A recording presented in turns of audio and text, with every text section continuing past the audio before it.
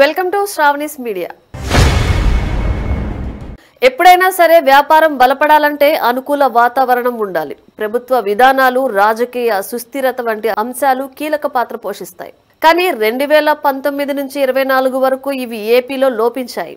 రాజకీయంగా ప్రభుత్వం బలంగా ఉన్నప్పటికీ విధానాలు, చేష్టలు పెట్టుబడిదారులను భయపెట్టాయి.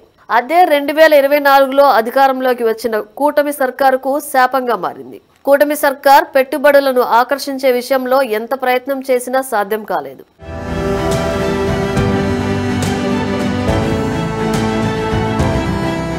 దావోస్ పర్యటన కూడా పెద్దగా విజయవంతం కాలేదు.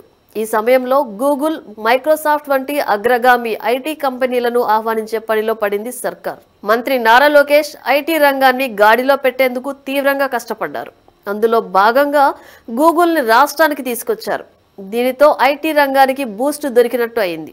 ఇప్పటి వరకు భయపడిన పెద్ద సంస్థల నుంచి చిన్న కంపెనీల వరకు ఏపీలో పెట్టుబడులు పెట్టేందుకు ఆసక్తి చూపించే అవకాశం ఉంటుంది. అనుబంధ సంస్థలు కూడా పెట్టుబడి పెడతాయి.